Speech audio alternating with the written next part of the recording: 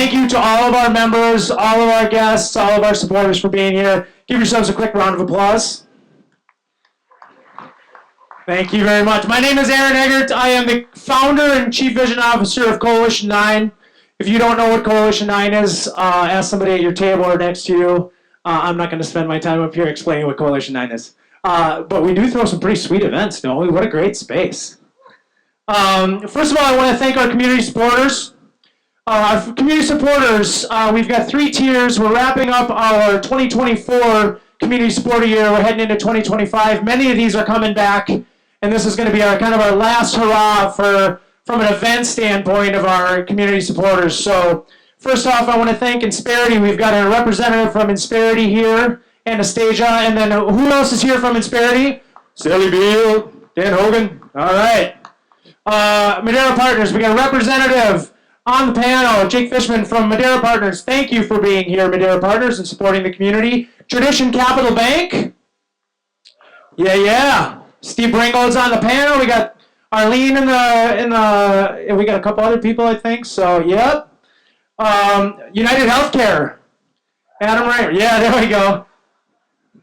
That's how UHG represents, apparently. And then Verseek, that's at our prospering level, closing it out. Verseek is here. Yep. Woo. Kevin, good to see you, brother. And then we've got our thriving level. We've got Boulay, Kaisa. Kaisa's on the panel. Yeah. EOS, Justin Cox. Mason Jar Marketing. Sales Homie, great name. Security Bank and Trust. And Silo Law. All right. Nope. Where's James? There you go. Where is he? Come on. There we go. Good. All right. We need a woot out of you. Come on, man. And then our evolving level. Alliant, Power Design Build, Beyond Design, Entrabank, Fluid, and Modern Foundation. Before I thank our event supporters, where's Kyle? Where's Kyle from Viking Lakes? He stepped out? Well, I was going to have Kyle say a few things. So Kyle's not saying anything, but big reason why we decided to do this here was one of our members, Andy Risvold, is connected to Kyle and introduced us. Kyle Shank runs Viking Lakes, all Viking Lakes compound, and frankly, they just want to try and get more professionals down here. It is a pretty athletic-centric community, and they're trying to create it a little bit more business-centric, and so I'm going to promote it for him. If you have an idea for an event, I mean, you should see the terrace that's up above here. There's a tent that's out there. Some of the things that they can do in the summertime, and then obviously this space. I mean, we freaking packed this space, and we had to tell people no, and that is a good sign for what we got going on. But this is the perfect size space for about 100, 150 people. I think there's about 160 here, so we're packing it a little bit. We got a couple standards back there, so thanks for accommodating. So if you want to learn more about this, there's cards at the desk over there, and I'll introduce you to Kyle. Okay? All right. Our event supporters, we got a couple of them. TriNet. Where's Andrews and Andy? Yeah. Okay. Thank you very much, TriNet, for supporting this event. And then our moderator, Brian McClung. So Brian asked me if he could be an event supporter for this, and I was like, hell yes. And then about a week went by, and I was like, man, I got to find somebody to moderate this thing, because you don't want to listen to me for an hour and a half. And so I'm like, well, why the hell don't I ask Brian? Brian does this for a living. I'm a jackass. All right. So I'm going to read Brian's bio, because if I wing it, I'm going to screw it up. Brian McClung is the CEO of McClung PR with over 25 years of experience in media, politics, and business. Before founding the firm, he served as press secretary, Director of Communications, and Deputy Chief of Staff for Minnesota Governor Tim Pawlenty, earning recognition as Minneapolis-St. Paul Business Journal's 40 Under 40 list. Brian's PR work has garnered multiple awards, and he serves as local and national media analyst. If you've seen him on KARE 11, don't be shocked, right? And that's right. And Barrero. More people listen to Barrero than watch any of the TV shows, right. By the way. I do, actually, yeah, sorry. And adjunct professor with a BA in Mass Communications and Journalism from Washington and Lee University. And frankly, the first time I met Brian was at a Saints game. He came up and introduced himself. And, you know, sometimes you just make a connection with somebody, and it's like, man, I need to know that guy. That's Brian. And so I'm super happy to hand this over to you, brother. Hey, thanks, Aaron. Really appreciate it. Let's give a big hand for Aaron, our leader, our founder. So I was thinking about this event, and I kind of wondered whether I should come in, with the Elon Musk style, or is it more of a Tim Wall?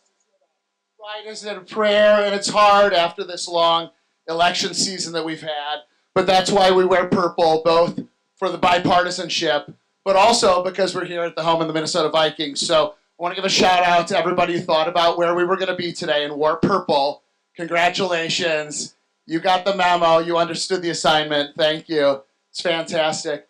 We're going to have a great panel for you here. We're going to talk for about 1 hour, and then we're going to jump in and we're going to have time for all of you to gather together and to share what you're thinking about for 2025. So if you're at the tables, you'll see those note cards that Aaron mentioned. We're going to hand those out to the people that are sitting in the front. But we'll have you all gather up so you can have a chance to think about and talk about what's on your mind as you're preparing for 2025 and get some great insights from our panel. So I'm going to introduce them really quickly, one sentence each. It's a lot more to it, so you can look them up and learn more. And then we're going to get right into the questions. So first we have Kelly Peterson. Kelly founded Kaisa Wealth Strategies in 2009, blending over 25 years of tax, investment, and client service experience to provide wealth management as a personal CFO.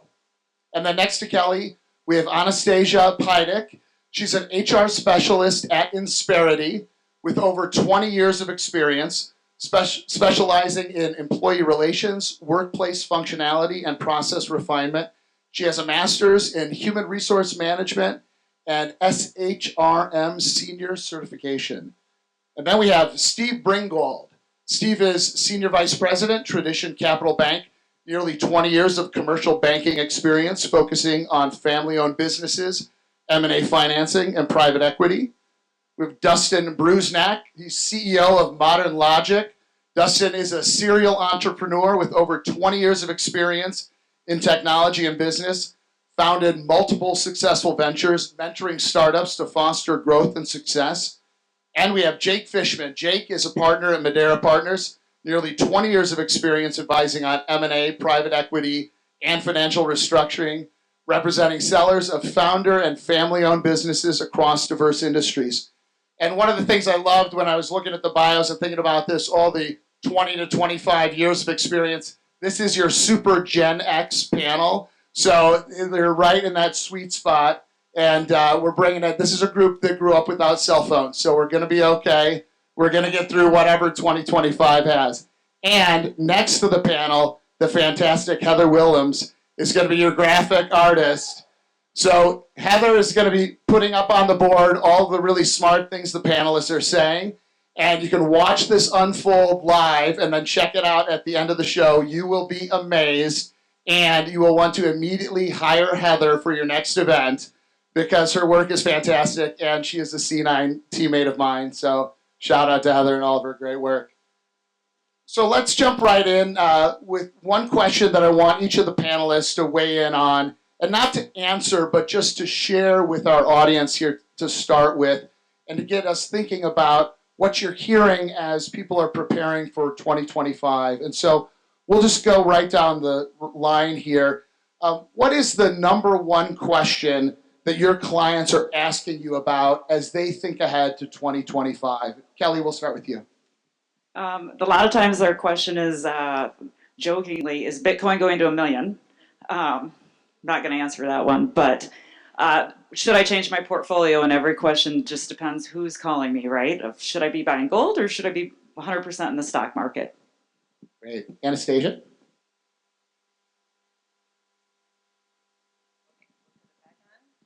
Hello. Hi. In addition to just basically answering the quick question, which is how do I deal with this sticky employee relations issue, looking at ahead to 2025, a lot of my clients are looking at their policies with the remote and hybrid back to work policies and how complex it can be, and they're really evaluating and taking a serious look at their employee engagement, what's working for the business, the functionality of that, and it can get complex. Excellent. Steve? So we're in the home of the Vikings. How are the Vikings going to do in the playoffs? Can we get Super a Bowl, one? baby, Let's get a Super one. Bowl. All right. Sorry, I had to do that. I had to have my icebreaker. do that. Where are interest rates heading in the banking? I mean, that's the number one question that we get from clients and people in our network. Where are interest rates heading? And we always say we don't have a crystal ball, but we're hoping they're trending down. Excellent. Dustin.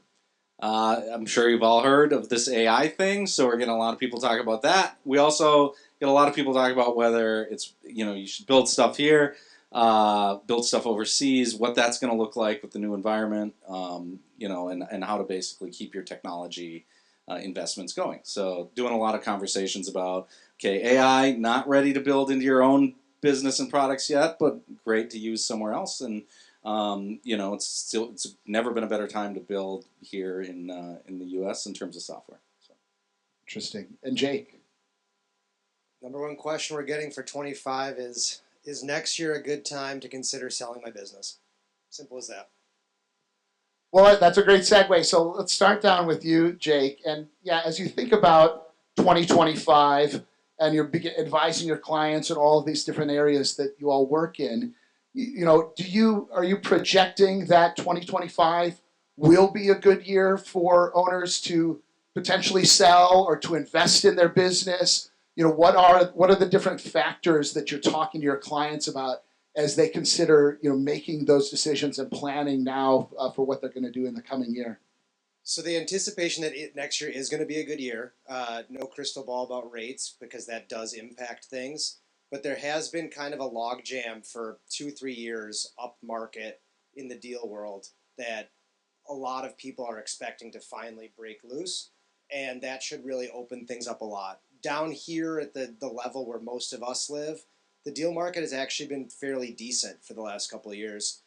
If rates come down, that will accelerate. And if the kind of economic backdrop stays steady or improves, it'll really accelerate. In terms of getting ready for that, it's not something particular to 25, but it's kind of assembling your Avengers team in advance. So that's a really good deal attorney, a really good quality of earnings provider and accounting firm, a really good wealth manager that can help you think about what kind of proceeds you need to be secure, and then all of the other ancillary services you might need from insurance to HR, IT, everything else. So we'll come back to you, Dustin, on that same question. Thinking about whether 2025 is a good year to invest in your business, and you mentioned AI and some of the infrastructure parts of that. So tell us more about what you think people should be thinking about as they're potentially investing in 2025. What are some of the areas that you're recommending, and especially in the tech side, that you advise clients to be thinking about? Oh man, that's like I could talk for an hour on that, so I'll try to keep it brief. First of all, your operations technology, there's never a bad time to invest in operations technology. So if you don't have an ERP, or if you don't have, if you're paying a ton for SaaS software and you want to centralize that, or you have some internal automation and tools, now's a great time to look at that, because regardless of what happens in the economic environment, either it goes up or down. If it goes up, you can make more money because you're spending less money on operations. If it goes down, you can react to that because you have more cash available. So you should have your software system in line. The average small business spends something like $3,000 to $6,000 per employee just on SaaS software alone, and you can lower those costs. So the other piece that I would say is AI and customer-facing software. So AI, I would say, is not ready for you to invest in. Don't go and build your own AI. Anyone trying to sell you on that, unless you are a technology company, they're full of shit, right? Pardon my French. Now, the platforms like Copilot is doing amazing work for Microsoft. Those are the places where you as a business can take advantage very safely. Use Gemini or Microsoft to improve your business. Don't ban AI at the firewall level, because you're basically just saying, I don't want to invest in my workforce being better, being ready for the next decade, right? You need to have a handle on AI. And then third, I would say, we all need to look at our customer-facing software experience. That's everything from our website to mobile apps you might have, to any back-end portals they're using to manage invoicing or whatever. The next breed of business owner is expecting a higher level of customer service from the technology that you're using that's them facing, right?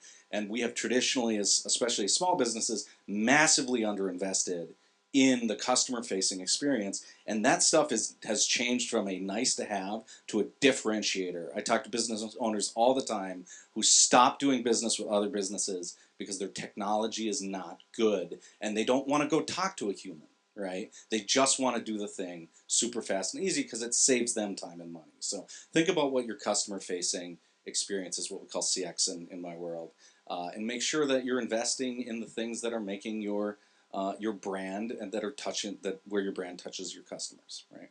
Yeah, that's great advice. I mean, just think about that on a personal level. Like, where do you order your pizza from now? You order it from the place that has the best app that is easiest to deal with, right? And so apply that to your own business. The one that's like, hey, you should add this appetizer, even though it's okay. Oh, fine. I mean, people always overlook the Right. fact you can upsell in those things so easily. Right? I'll say yes to the cheesy bread from the app, but not. I have certainly not said no. Yeah, exactly.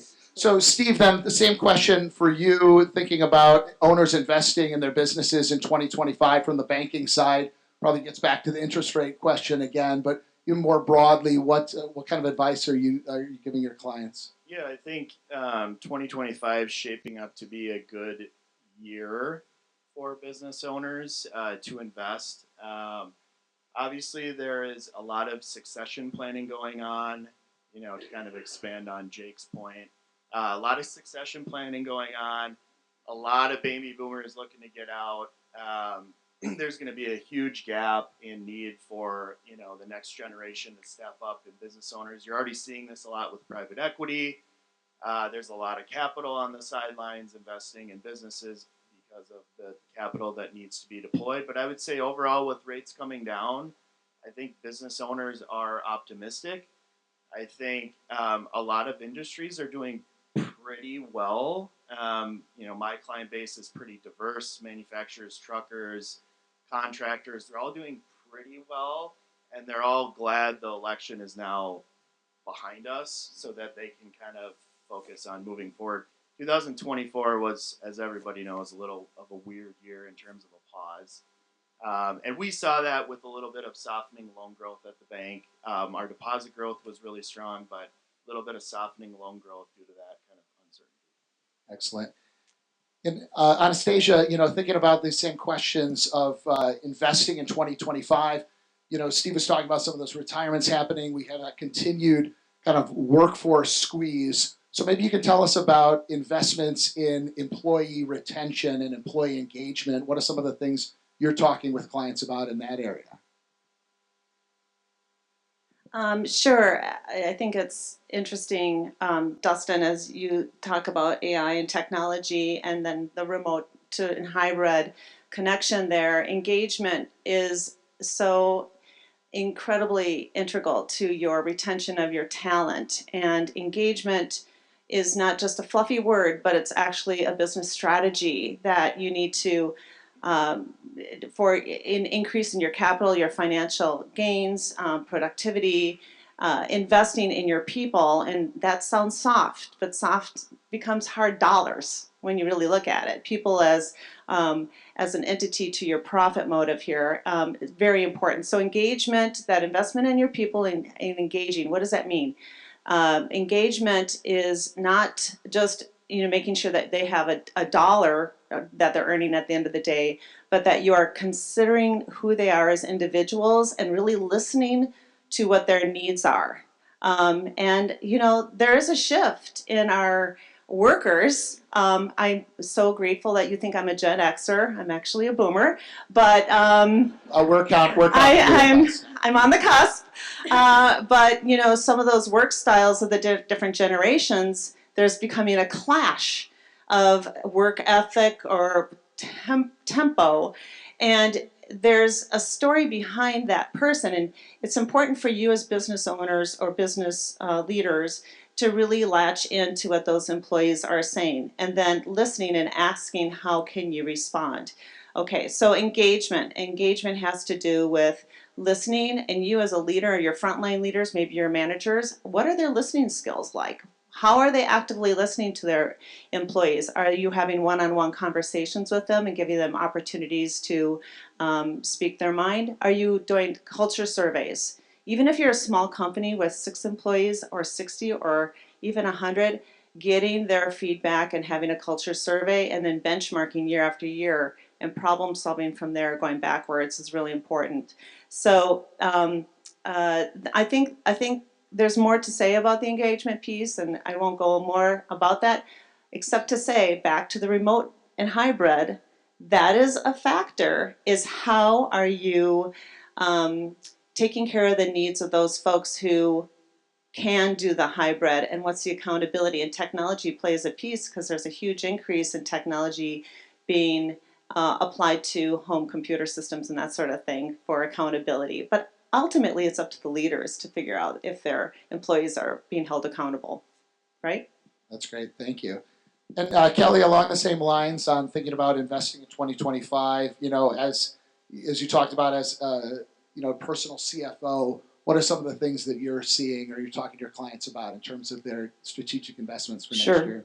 Well, Jake threw me off my game because I've spent the last 5 minutes thinking about us as an Avenger team, and I can't remember any of the names of the Avengers, and I have 2 young boys. So is Black Widow, is she a nice person? Or is she not? Okay, well, thanks, Jake. Thanks a lot. Okay, we're one of the Avengers, and so I like Thor. Who doesn't like Thor? So we're one of the team members of that Avenger team, right? And if I think about timing, to me that's a how, a when. And when we talk to our clients, it's more about the what and the why. We talk to our clients all the time about not making it a macroeconomic decision. It is a personal decision, and you should know your quality of life number. So what is that? That means if you're a business owner, at some point in time, you have to take that thing that you built and you have to live off of it for retirement. You're going to want a quality of life after retirement. Presumably, maybe some of you want to work to the death. That's okay. That's your quality of life. But you should know that number, and you should know how to get there and when you're going to do that. And that takes years and years of planning ahead of time. So if you don't know that number, find it. Excuse me. Talk to your advisor. Find out what that quality of life number is, because once you know that, the rest is when, why, how am I going to do that? That can be timing. That can be a tax. Do you want to forward the income in? Do you want it in an installment sale? But figure out your why and your number first. Yeah, that's great advice. In the conversation there, we touched a little bit about the election and how business owners, for the most part, is glad to have certainty, glad to have the election in the past.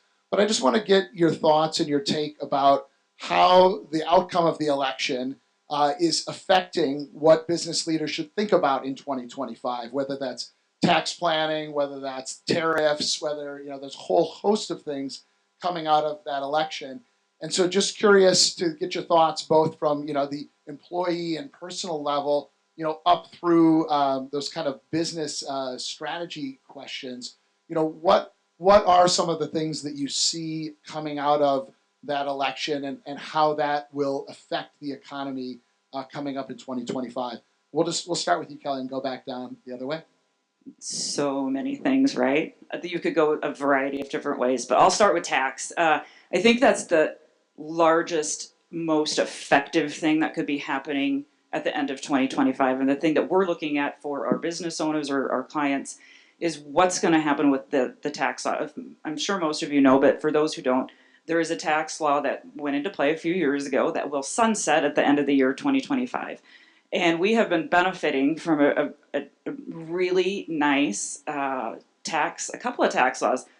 Qualified business income. Many of you that are small business owners may be getting 20% deduction on your QBI income. Is that on the table to be chopped and go away? We don't know. We have really long and low tax brackets, and this one's hard to describe for some people, but individual tax brackets are low, and they're really, really long until you bump to the next tax bracket. If we revert, we're going to have higher tax brackets, and they bump up quicker. So to give you some perspective, right now it takes $100,000 of income to bump from the 24% bracket up to the next bracket. If we revert back, it'll take $37,000, if that resonates a little bit. So we're really making a lot of strategic planning on what's going to happen with the tax laws.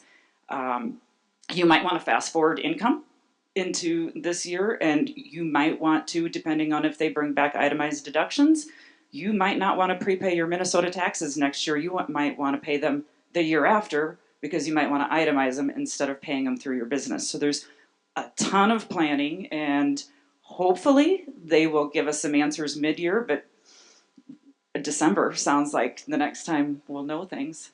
Congress is super good at getting stuff done. They are super fast. No worries. Anastasia, your thoughts too on the HR side? Just a little bit here. Socio-political topics that come and weave in and out of your business. Listen, you have the whole entire employee coming to work who's a person who synthesizes information outside of work, and then they come to work. Do you think that's just going to get cut off?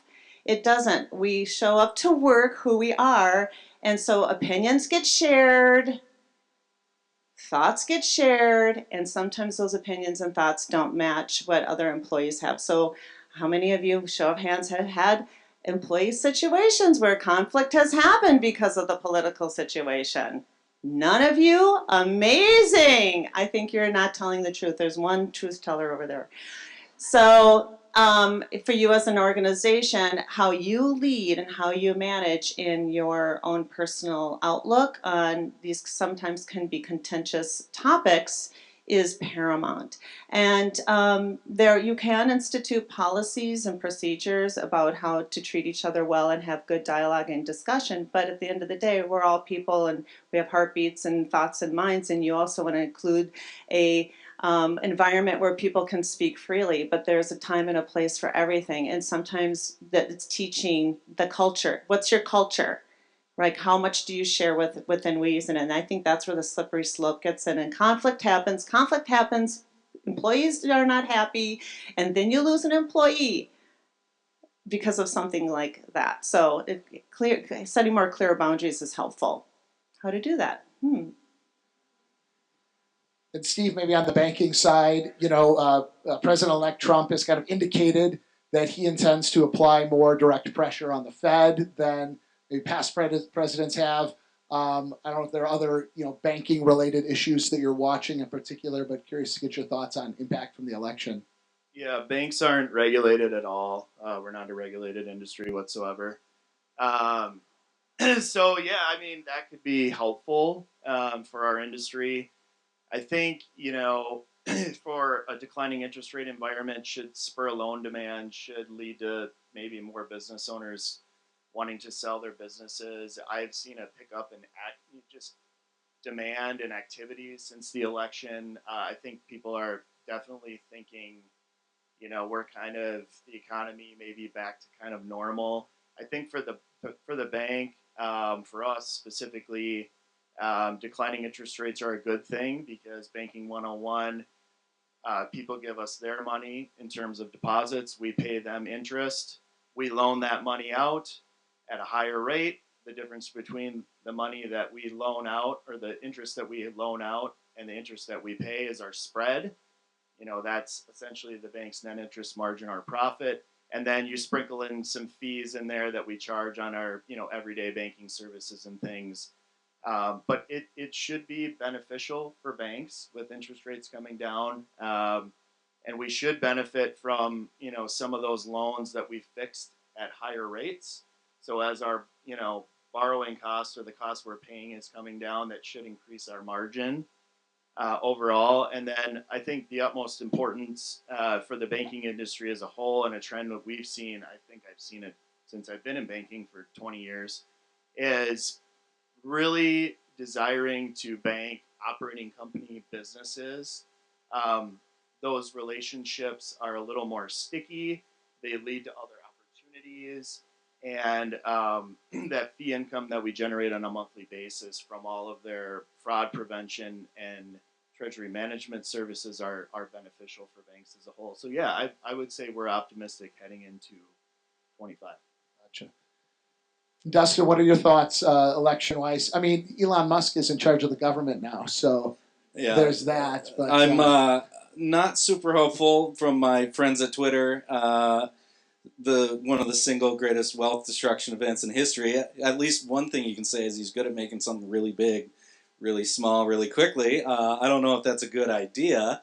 What we're looking for from a technology side is a level, steady, predictable playing field. And I'm not sure we're going to get that from Elon. I'm hopeful that that's not the case, but that won't really largely affect you. So what we're seeing is we're seeing a relaxation in the government oversight of AI at a time when that might not be a great thing for you in this room. It's a great thing for big C Corp technology businesses. But it's really important that when we talk about the American workforce, that we have some regulatory pressure on the AI developers to prevent the loss of massive job loss, right? Which is going to impact our businesses, right? So there's nothing you can do about that. But I think one of the things that you should pay attention to going into 2025 is, where are the places where my workforce can use AI, where they're going to be impacted by AI, where my competition could potentially use AI to edge me out, and now assume that there isn't going to be any sort of regulatory back pressure on that. So if you're in a people-based business, the people that you have are worth less, right? It's just the way it is, because someone at a competitor can enable their person with AI to do five times more, right? There's good and bad, right? There's a lot of opportunity in that, but it's going to be a very interesting decade. So I think from that perspective, invest in AI, make sure you understand it, make sure you understand how it's impacting your industry already. The worst case scenarios probably aren't going to happen. We aren't going to see like 1% of people working and AI doing everything, at least not in the next decade. But the real impact is just, what am I doing today that is basically busy work that AI is going to be able to do, right? And how do I get ahead of that and invest in tools? The other piece is the tariff environment, right? I talk to a lot of small business owners. Most of us aren't real fans of tariffs, right? And I think the big thing with tariffs is not the actual raise in rates to us that we have to pay, but it's the global environment that we sell into. So if we see a trade war, that will be very bad. And again, you can't control the trade war. What you can do is you control your expense environment. You can make sure that the capital assets that you've invested in terms of both physical assets, but also software is something people avoid. Software is like a car. You got to maintain it, otherwise it loses its value. So if you built something, you need to make sure that you're taking care of it, because those assets are going to be worth more as things potentially get more expensive. Again, it's going to be more important to have customer-facing experiences that are really good, because the customers are going to have choices and so on. So, and then I think the third piece is just, for small businesses, ideally we end up with a predictable environment. The interest rates are good. Money's going to be, it's back to where those of us who started businesses in the 90s are like, yeah, this is normal. If you started a business like in the last 10 years, it feels really terrible. This is pretty normal. This is pretty stable. There's no more free money in the commercial environment. That's actually a good thing. So hopefully we have some long-term predictability on that front, and so your investments can last. But make sure you're paying attention to AI. Make sure you're investing in your technology, because that's going to be what allows you to position yourself well against not just competitors here, but foreign competitors that might suddenly become much cheaper because of a tariff environment, right? And then if you're investing in tech teams, having it built here is a good idea. There's a lot of uncertainty happening, especially in the Eastern European countries and the Asian countries, like for instance China. If you have a lot of investment in those areas, it might be a good idea to consider mitigating that somewhat in case something happens, right? Yeah, thanks. Well, that's a good segue to you, Jake, and thinking about the impact of the election on private equity, on M&A. Curious to get your thoughts about what people have said in these past couple of weeks post-election here. I don't want to burst any partisan bubbles here, but the M&A market has actually ripped under Obama, under Trump, and under Biden. It doesn't really make that big of a difference who's in the White House. The factors that matter are how much money is looking for a home, and the backdrop of kind of GDP growth and the macro environment and interest rates and things like that. Going into 25, there's 1.3 trillion with a T of capital committed to private equity that has not yet been deployed. Call it dry powder, call it overhang, call it whatever you want. there is a crazy amount of money that needs to be put to work over the next few years. Private equity groups are fundraising faster than they can deploy it. So that number has been rising and rising and rising. And there's also more private equity groups being created every year. So there's 4,400, 4,500 in the US. And so M&A activity now is really just another way of saying private equity activity. It's so predominant. And private equity is looking for a way to put all this money to work. Especially the golden goose is the founder, family, and management-owned business, where they feel they can deploy a lot of money but also add a lot of value, professionalize things, invest in software, invest in HR, invest in those things that are going to make the business much more valuable over 5 years, and then they can flip it on to the next owner. So this money is going to find a way to be deployed. It has kind of a life of its own. And so we're expecting that the log jam of deal flow, especially up market, is going to break, and that with interest rates coming down, there's going to be a little bit of a frenzy in deal-making activity, and maybe the new administration and the new political backdrop will give certain investors and certain business owners more confidence to do a deal in the coming year or years, but history says that it really doesn't matter who's in the White House. Interesting. Okay, great. Well, now I want to dive into some of these individual questions that I had for you guys, give you a chance to kind of go deeper in your areas of expertise. And so, Kelly, we'll start with you down here. And just want to get your thoughts, a couple of things. One is the stock market, right? There's a lot of noise and sensationalization about the stock market, ups and downs, something you probably shouldn't bother following day to day. But what do you advise, your clients and business owners to look for or listen to? What should you be paying attention to relative to the stock market? Sure. So yes, the stock market, that's their job, CNBC or any of the news people, all those PR people, is to sensationalize and make a story. Don't like those guys, those PR guys, they're good. They're not bad people. But it's really hard not to follow that, is Bitcoin going to $1 million and get on that bandwagon or that train. But really part of investing is discipline and providing that emotional discipline of having a plan and sticking to it and not really jumping in and knee-jerking into something that you didn't plan for just because something was sensationalized. So our job is to really strip out politics, strip out any of that, and look at valuations, look at companies, whether we're going to lean into something or lean away from something. And all of it, really, if you're doing it, and I'll go back to that quality of life number, if you know what you need, not only just not is it just a number, but it's a quality of life. What are you going to do? You don't want to focus on that daily stuff. You don't want to focus on the noise. So strip it out. Have somebody help you with it because they'll provide that discipline in your portfolio that's going to put your strategic plan in place. So that's part one. Things you can be looking for in the near term, when I call the 18 months near term, it really does come back to a lot of tax strategies, and that includes estate planning, tax planning, income planning, business planning. Just to get a feel for the group in the room, how many people are under smaller companies under 50 employees? 50, 50. And then over 50, just so hands. Okay, we're 50-50. So if I'm talking to some of the larger companies out there, and the presumption is that many of us are business owners here, that a lot of times you set up your company, you looked at your corporate docs, you signed them, and you got off, and you got off to the races, started managing your company, but haven't looked back. And we try to recommend to all of our clients, go back and look at your corporate documents. How do you own them? Asset titling is huge because, unfortunately, Gloomy Cloud, we always act like somebody's either going to die tomorrow or get divorced tomorrow. What would happen? And I know it's kind of gloomy, but we have to. That's a Band-Aid we have to rip off.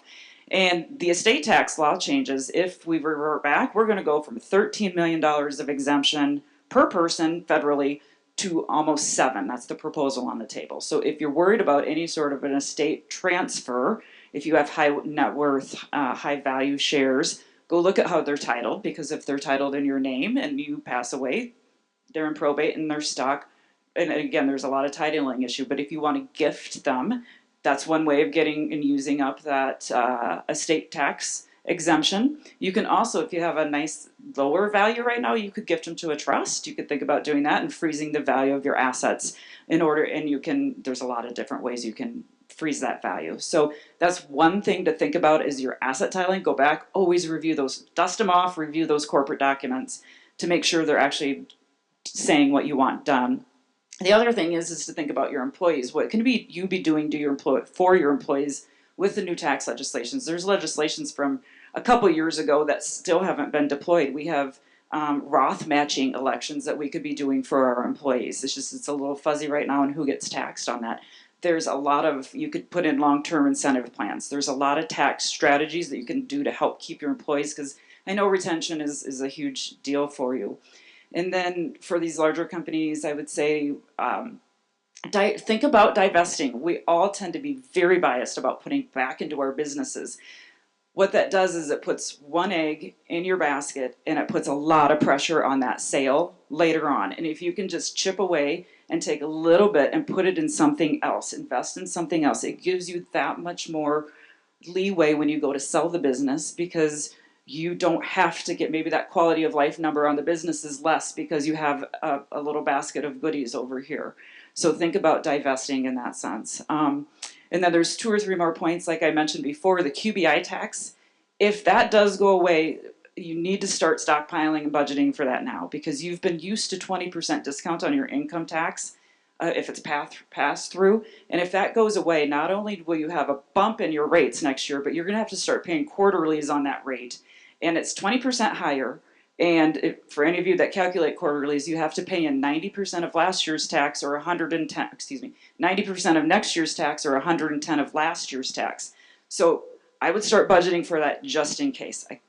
I don't think it's going to go away, but know that that's there. FinCEN, has everybody done their FinCEN application? Is anybody not? You don't have to raise your hand, but it's $10,000 a day or something like that. So don't forget. It's a huge deal. And then the last thing I would say about, divesting out of your company a little bit, I love to talk about tax pillars. So when you sell your company, it's not a guarantee that it's just going to be capital gains, 20% off the board. Capital gains tax brackets are going to go all over the place. Your personal tax bracket, I know people like to say when I retire it's going to be lower. It's not going to be. It's just think it's going to be the same. And ordinary rates are probably going to be higher. So again, if you can fill up, I love to call them pillars, fill up your tax-free bucket, fill up your taxable bucket with ordinary income, and then fill up your capital gains bucket. And your business will sit in one of those 3 buckets, and you should divest while you're working out to fill the other ones up, because then you have so much more flexibility. I'm a control freak. I want to control all of those things when I retire and make sure that your plan works perfectly. Too much? Well, that's great advice, right? I feel like we're getting thousands of dollars worth of free advice right here. So thank you. No, that's fantastic. Anastasia, I wanted to dive in a little more on a couple of the topics that you mentioned earlier that are intertwined, and that's return to office and also employee engagement. And I think on the return to office side, we're seeing some companies, I think a lot of the big companies in town are generally 3 days a week, right? That seems to be kind of a rough standard for a lot of workplaces. But you're seeing some, I think, inch towards 4 if they can. Some business owners saying, no, we're back. We're doing 5 days. Like, this is over. We want to see you. We're better in person. And then there's, of course, employee pushback and employees that have been working under a different, setup for these past few years. So I want to get your thoughts about what you're seeing and hearing from your clients on return to office, if there is some movement towards more days back in a traditional office setting or not, and then doing that engagement to make sure that you're connected with your employees, whether they're there with you or in a home office setting. Yeah. I had to snap out of my dream because I was dreaming I was retiring with all that money I had when you were talking. So, sorry, I'm back.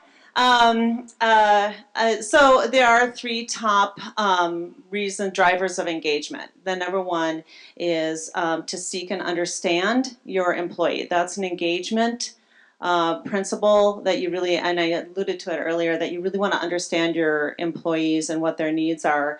And then the second one is looking at your culture and understanding your vision, mission, and values, and in syncing, making sure that you're very intentional about making sure your employees match your vision and values. But the third one is flexibility. A top key driver statistically is flexibility and technology too. So it's interesting that we blend those two together. Now, in terms of the remote to or hybrid, Amazon just announced that everyone has to come back 5 days a week, and that happened in May. And a year ago, when I was doing a panel discussion like this before, I was doing research on this, and Amazon had just announced that people needed to come back 3 days a week, and there was an outcry. There were protests nationwide.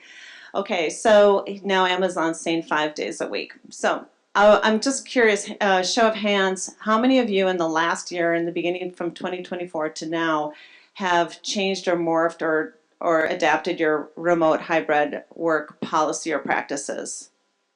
Changed them, adapted them. Some of them, some few. How many? No, not at all. It's the same as it's been forever. Okay, look at that. So, and there really hasn't been a huge change in the approach, but there certainly is a lot of consideration happening and angst and attitudes around employees, especially when it comes to if you have a big initiative like you're putting together a new ERP system. I had one client who was doing an initiative where they needed a new ERP system. They wanted everyone to come back into the office to get integrated, and there was, a couple of employees that were like, nope, we're not going to do that. We don't need to that. We don't need to engage in that company-wide initiative because we're doing our thing, siloed out. So that becomes a culture clash, right? And then you have to consider how much control you want to have. So yes, I would say 3 days is nirvana, right? Hybrid. 2 is essential, they say. So this is statistics. I think it's interesting, if you are going to demand that people come back, you need to have a business case decision, and you need to be clear about it and justify it. There's something called the traditional decision making, that there are some employees that feel that the only reason that they need to come back is because of tradition. Because someone in leadership is like, nope, you just need to come back. We need to see you. We need to engage. We need you to have culture. There needs to be a business decision for that, okay? Also, there's an average cost of $45 on average for employees that they have shown that when they come back to the office, that's the cost to them by coming back. Think about it. How about you? When you're in the office, you're driving your car, you're getting there. Are you guys going out to, grab lunch or coffee or what have you? It's more expensive, right? Should maybe, I don't know, childcare too. Although I have another opinion on that. With remote work too. So $42 more a day. So I think that there's a couple of interesting terms that I think you might want to know. How resistant are our employees to coming back? Well, there's something. How many of you know about the term coffee badging?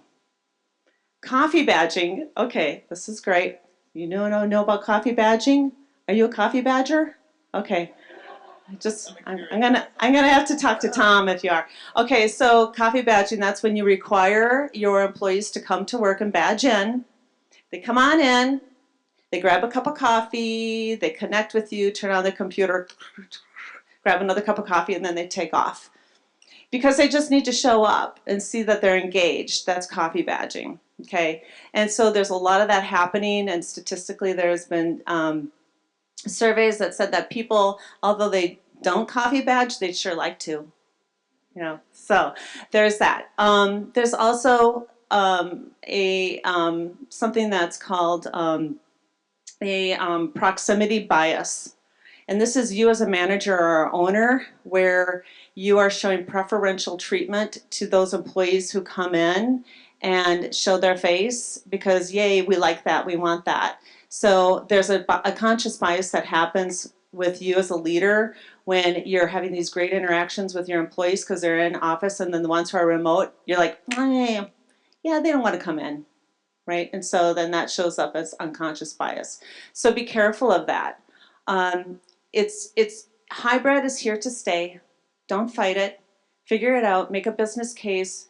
But then it's the accountability piece. Are your first line managers or those supervisors doing their job and have good relationships, trusting relationships to hold people accountable? And if that's not happening, then you're not going to see the productivity. How many feel that the productivity has gone higher with hybrid remote? I'm just curious. Yeah. Okay. Show of hands. How many of you really secretly love remote hybrid work? How many of you are like, you know what? I want people in the office. Okay. How many of you want both? There you go. That's the sweet spot. Okay. Perfect. Love it. Thank you. So, Steve, want to get your thoughts thinking about 2025. Maybe tell us a little bit about local community banks versus regional banks, money center banks. Just kind of give us a lay of the land, kind of in the banking industry on that part. Yeah. So as I think towards 2025 and beyond, there's kind of 4 factors that kind of will drive our industry. Number one, predictability and steady interest rates. Volatile interest rates are not a bank's friend. Rates went up 4.5% in 2023. That catches banks by surprise. And when you're budgeting 0.75% increase in your cost of borrowing, that's no bueno for the bank industry. So predictable, kind of steady interest rates is number one. Number two, investments in technology. AI will no doubt affect the banking industry at some point. It already has started, I'm sure, with the bigger banks. Hasn't quite trickled its way down to us yet as a kind of a local community bank, but it's on the horizon. But the key investment in technology for us is to build out the systems for our clients to make their banking more efficient. That's the key, and it allows us as a local community bank, if we have big bank equivalent tech combined with that level of service, we care about you, we know about your name, we're your partner, we're your strategic partner. That's huge. So banking with a community or a local bank, you'll get the best of both worlds, assuming that bank is making investments in technology. Number 3, I would say consolidation. I think there's been a little bit of a lull, and because of the rise in interest rates, it's killed the intrinsic value of banks, bank multiples. I remember when our local community bank was sold to a regional bank, Anchor sold to Old National Bank, it was 2 times book. And that was a very, very, very good premium at the time. And I think right now it's like 1 times book, maybe 1.2 times book at most. So as those bank multiples increase, so will the consolidation in the banking industry. And which leads me to my 4th point is having a relationship with a local bank, someone that knows your name, when there's uncertainty, when there's rising interest rates, our clients have really valued that relationship. And oh, by the way, they get the big bank tech, they can run their business. It allows us to actually compete with the bigger banks and get clients from bigger banks that aren't being served and don't have that personal relationship. It allows us to then effectively compete, because then we can solve the issue of being their day-to-day bank with all the treasury management, technology, and fraud protection that we can provide. So things to look out for 2025 and beyond for banking. That's great.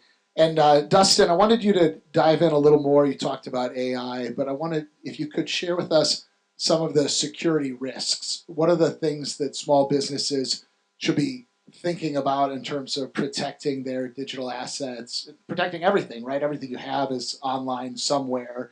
Tell us a little bit about what scares you and what you're telling clients they should be thinking about to protect themselves. Okay. So this is the doom and gloom portion of the talk. This is big business. So cracking into your business, taking your customer data, selling it, locking you up, ransomwaring you, that is a multi-billion, if not trillion-dollar industry for other countries, right? So when you think about U.S. Bank or when you think about Apple, there are equivalent-sized criminal organizations, and they have their eyes firmly set on small businesses right now because they don't want to go after U.S. Bank. They don't want to go after Apple. Those targets are very expensive. You think in terms of a sales funnel, because they do. The top of funnel they want is the easy people that they can close over and over and over again, that they can sick their salespeople on, right? So this is no longer, you're not going to get, hacked by some kid in his basement. You're going to get hacked by someone that looks like you, that shows up to work, that has a manager, that has a quota, and so they have determined, rightly so, that all of the people in this room are really easy targets, right? Do you have a password less than 16 digits? Well, that can be cracked by a modern computer in just a few minutes, right? Do you have a phone you answer? Well, who's answering it? Do they have formal training in preventing fraud? Do your clients know how to differentiate an invoice from you versus an invoice that looks like it's from you? All of these things, AI is massively powering, but they already have sophisticated AAA, Fortune 50 level technology, and they have determined that you all are the targets, right? And so the vast majority of security breaches are happening now under the radar. They're not the big UHC style stuff. They're happening to small businesses like yours. And if you don't, this is not something we do, but if you don't have a IT person, an IT firm that has done a security analysis, if you don't have a security response plan, if you don't have phishing training for your staff, you need to invest in that, because you don't want to wake up one day and get a phone call saying, we can't do business, and oh, by the way, Russia has all of our customer data, and they are selling it, and also it hit the news, right? Your business is done, right? So it's worth the few $1,000s to go and get those reviews. Do it. If you're anything like me, you show up and you're like, this is just, it feels like extra, and running a business is a lot of work. But this isn't extra. This is core to your business's it's existential survivability. You need to invest in your IT. On the same side, if you have built a technology asset, if you are working with a company like mine or another company to build something that's customer facing, how are you managing the security? How are you managing that asset? Did you have it built by a firm who doesn't do support, maintenance, security tests, smoke testing? How are you making sure your mobile app isn't a vector for one of those bad actors to come in, right? And so firms like mine will come in and help you audit that environment, create a strategy for keeping it secure. Because anything customer facing it's great to have. I think you should all invest in it. That it's not just self-serving. I think it's important. But every surface area is an attack point and an attack area. And AI has massively amplified the ability of these attackers to just magically, with a press of a button, or not even that, go after every piece of technology and every employee you have, every phone number you have. We have people getting Zoom phone calls with a video of their bosses that look like the boss, talk like the boss, saying, hey, you need to go buy some Amazon gift cards, right? That's how good the technology is, that an average employee will not be able to differentiate, that wasn't my boss. So what do you have in place to protect you when that happens? Do you have passphrases for transfer of money? Do you have a policy? Oh, I will never ask you to do this unless it's in person. Those sorts of things. Work with a security firm to do that. So don't want to scare you too much, but invest in it. And if you invest in it, then you're in a good spot. The other thing is you will get compromised. That'll happen. Okay, we're going to shut down the panel now. Everybody take out your phone and change your password. Just dump it in the garbage over there on your way out. Throw everything away and start over. We're going back to the old days. But I think the other piece is have a strategy, understand what your number is, how many days you can be down, and have a plan. It's not realistic to say I will never be hacked, I will never be down. Most people 1-2 days down. Here's our strategy for responding. Here's who's responsible. Just plan like any other disaster planning in your business. And then if you can get cybersecurity insurance, it's a good idea. That will be getting increasingly expensive and then possibly going away completely. But right now, it's a worthy investment if you like to protect yourself on the financial Yeah, side. for sure happens. Our firm, we got a request for a proposal from what looked like an existing client that we had worked with that asked us to log into a site to download the RFP. And as soon as one of my employees had done that, then they broke into everything, shut us down, locked us out. Now we had an IT firm, so we stopped it in about a minute. But the IT firm is like, yep, they were logged in from Estonia and from San Francisco and all of this. Right. And it's scary stuff. We- And so it happens, and they're after small businesses all the time. So. We had a client get a 6-figure invoice from us that looked like an invoice from us. It had our letterhead, came from our email address. It had a forward chain of the people at my company talking about the invoice with them, and it was completely fake because That's crazy. someone had forwarded an email at their organization. They had been hacked, and they got all of the emails. And then they used that to basically simulate every business interaction that we had with them. So it's not just your security, it's your client's security. Right. That's right.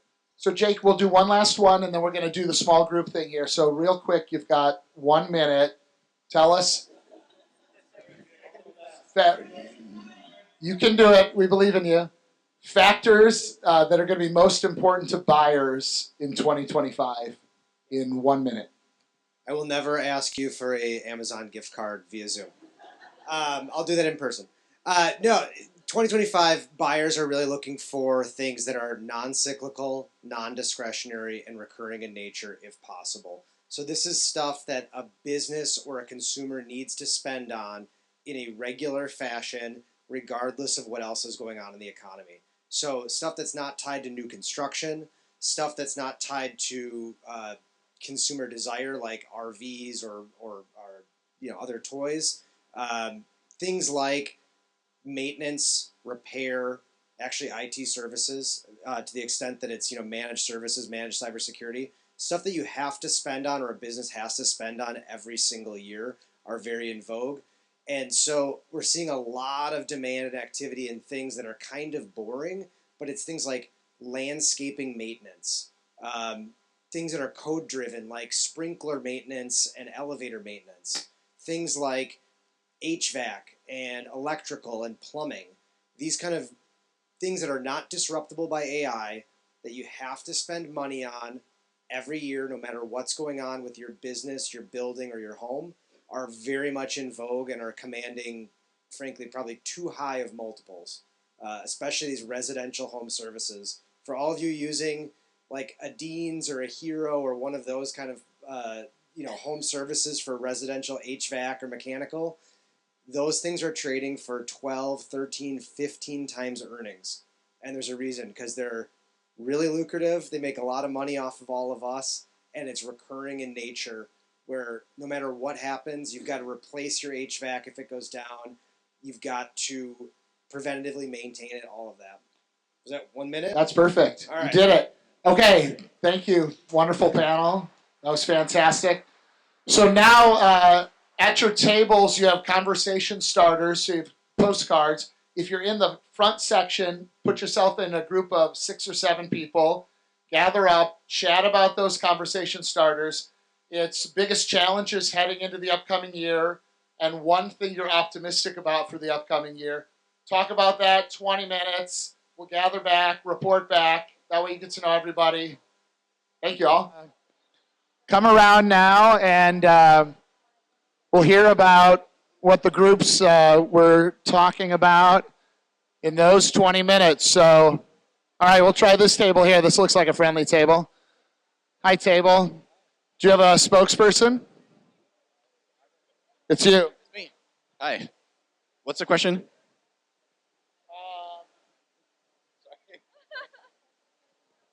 I'm going to take this back. Okay, so we're going to hear from this table now. So I know it's very exciting to be here. We're having a great time. We like that. But we want to hear from this friendly table. So we're going to start. Tell us about what you guys talked about, biggest challenges.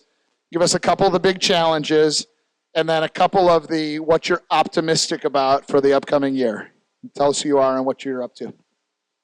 There's a wide variety of challenges and optimism at our table. I'm going to do my best to remember a couple. I guess I'll start with my own. I think it's continue to find for my business and the one that I represent,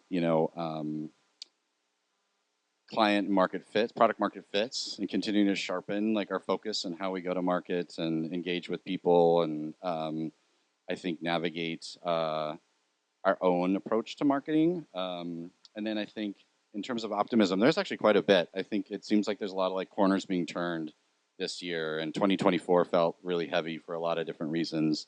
But I'm sensing that there's a lot of like really good stuff ahead, in terms of like new opportunities. I think taking advantage of some stuff that's been on the sidelines, maybe like some ice that's being broken a bit here as we get in past elections and things like that. So say the vibe is pretty good. I'm sorry I couldn't be more specific because my brain scrambled trying to remember what we just all talked about. But if I missed anything,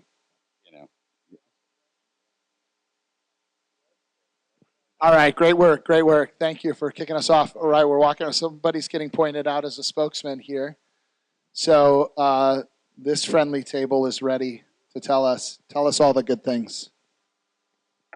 So challenges, in the wise words of Katie, everybody's got their shit going on. So it's just leading into that and what we need to do and the impact of kind of business development and the outside factors and what seeps into that and what to lean into. But that went into our optimistic aspect as well of whatever's going on in your business, it's consistently building it and controlling what you can control, no matter what that is, and leaning into that aspect as well. So, yeah. Thank you. Great job, table. That works. Okay, I'm going to go. This table looks especially friendly. So who's your spokesperson over here? Anybody? Anybody? Everybody's pointing at each other. Okay. You've been nominated. So tell us again. We're talking about biggest challenges heading into the year and then something optimistic. Biggest challenges, AI, mortgage rates. I'm just kidding. The biggest challenges for this group, I think we were just talking about more in business in general, right? That we're small business entrepreneurs and that us trying to get ahead of the game, very specifically, anticipating what clients want versus what we can deliver, because they can't have everything, even though they ask for it. And we're optimistic because we've all heard of it. The elections, they're over. People are now picking up the phone and calling us again. So there you go. I love it. I love how our favorite thing is elections are over. But I've also talked to people who are like, I wish we had a parliamentary system. Like, no, then it would just be happening all the time. We can't have that. All right, your table. Anybody? Spokesperson? Challenges, optimism? So our table was very entrepreneurial, and I would say one thing that stood out is lots of different opportunities and what to focus on. Also, there was kind of an acknowledgement on the pull of time, of trying to have a good career, run a business, but also, family and new parents. So that was the sense I got. Everybody had kind of a story of what do I focus on and how do I balance that with things outside of work. I gathered from our table a lot of optimism overall, and there's a lot of complexity in the world with tax codes and interest rates, all these things. And just trying to figure that out, and how does that line up with your strategy?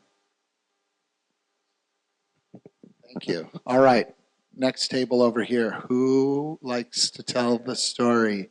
Jason's pointing at somebody else, though. I don't know. All right, you're going to be the guy, Jason. Yeah, sure. So we talked a lot about, again, macroeconomics and time. Time is the commodity all of us wish we had more of, and from new parents to older parents to how do we juggle everything. We talked a lot about that. What else? I don't remember. I'm just kidding. No, staff. Yeah, we talked a lot about workforce. So as people age, as people retire, there just simply aren't enough people in the world to replace everybody who's leaving, and what do we do about it? How do we train up? How do we hire? How do we plan ahead so that our businesses stay vital?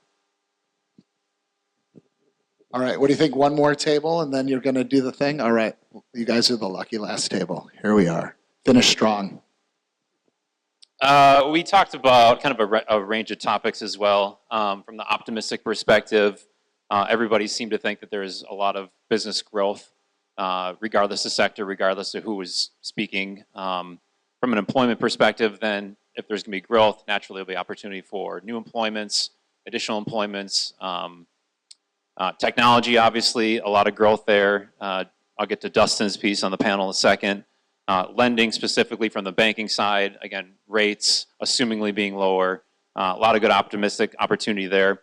Challenges, we talked about speed of business in relation to then, how every year is kind of the same. We have these benchmarks. It's the holidays, things slow down. You have the new year, then it's tax season, then it's the 4th of July, then it's back to school, then we do it all over again. And instead of that being a negative thing, how can we make that a positive, even though we sort of assume that's a challenge piece going forward?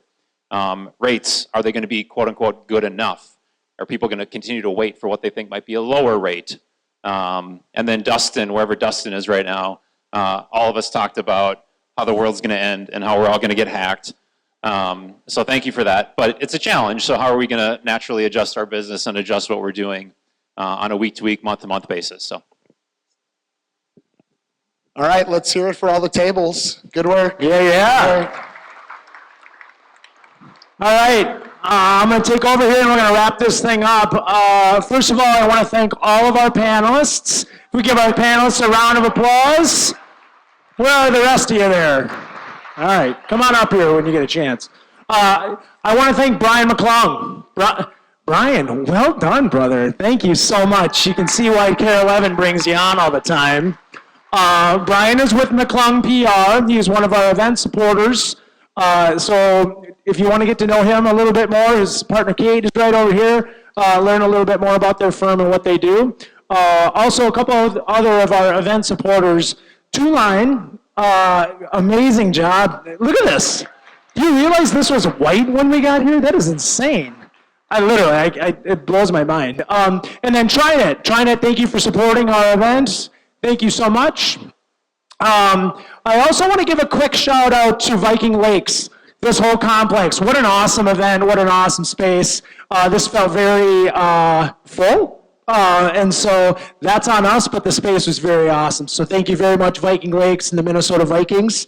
I want to thank all of our community supporters. If you see anybody with a community supporter on their name badge, say thank you, because they help make this happen from a financial perspective. So thank you so much for all of our community supporters.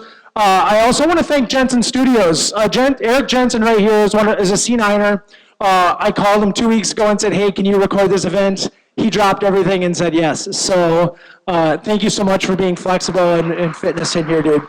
This will be posted on our YouTube channel, so if you do not subscribe to our YouTube channel, do it in 5 minutes.